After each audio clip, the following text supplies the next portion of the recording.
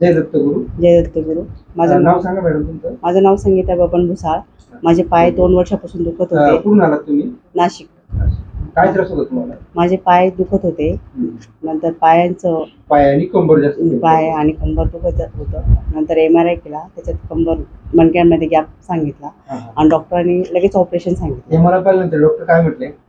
Paralysis होईल म्हणे. आणि तुमचा MRI दाखवतोय तुमचा L5S1 मणका पूर्ण सरकलेला आहे, म्हणजे मॅचरॉलजी लुटून दिलेला आहे, स्पायनल कॉर्ड पूर्ण दाबून दिलेला आहे, भरपूर प्रमाणात सरकलेला आहे. जर पाहिलं असेल तर डॉक्टर ऑपरेशन सांगणार. हो. कसं वाटतं आता माझ्या ट्रीटमेंट घेऊन तुम्हाला? मी आता 3री वेळ आहे माझी. एकदम रिलीफ वाटला. मी सगळे कामं करू शकते. भांडे स्वयंपाक म्हणजे मी ते करू शकत नव्हते. उभं पायांवर बॅलन्सच घेऊ शकत नव्हते. मी इथं आल्यानंतर भरपूर रिलीफ वाटला मला. आता सर्व काम करू सगळं काम करू. दवाखाने काय केलं याच्या आधी होमिओपॅथीचं ट्रीटमेंट घेतलं. परत म्हणजे एलोपॅथीचं घेतलं. काय फरक व्हायचा तिकडे ट्रीटमेंट घेऊन? काहीच नाही. थोडं गोळ्या घेतल्या. मी बबन भुसाळ.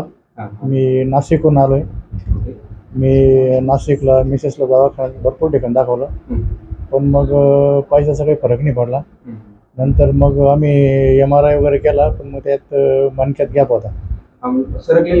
मणका डायरेक्ट सरकला. मणका सरकला होता. मग त्याच्यामुळे डॉक्टर म्हटले ऑपरेशन करावं लागेल. नंतर मग आम्हाला तुमचा पत्ता मिळाला. मग आम्ही तुमच्याकडे आल्यानंतर आम्ही यूट्यूबवरती बघून तुमचं आम्हाला माहिती मिळाली. मग आम्ही तुमच्याकडे आल्यानंतर आता आम्हाला 3री वेळ आहे. आता आम्हाला जवळजवळ 70-75% फरक आहे, चांगल्यापैकी फरक आहे. आणि आता ती पहिली कसं चक्कर येऊन पडत होती पायात वेदना आल्यामुळं, पण ती आता स्टेबल उभी राहते, व्यवस्थित चालते. आणि बाकीच्या घरगुती जे काम आहे ते पण चांगल्या प्रकारे करते. असं सर्व घरगुती काम करते, काय अडचण नाही. तर नाशिकच्या पेशंटला काय सांगू इच्छिता? असे त्रस्त पेशंटसाठी काय मेसेज सोडू शकता सोशल मीडियाद्वारे? नाही, मीडियाद्वारे मी सांगेल की या ठिकाणी कसं आहे, कुठल्याही प्रकारचं तंत्रमंत्र नाही, काही नाही.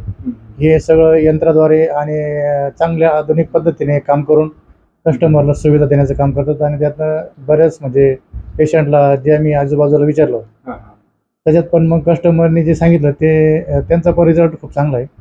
आणि मग आम्ही स्वतः त्याचा अनुभव घेतलेला आहे. अडचण काही नाही. असं रडत येणारा पेशंट हसून जातो. चल, त्याचं थँक्यू. धन्यवाद. धन्यवाद.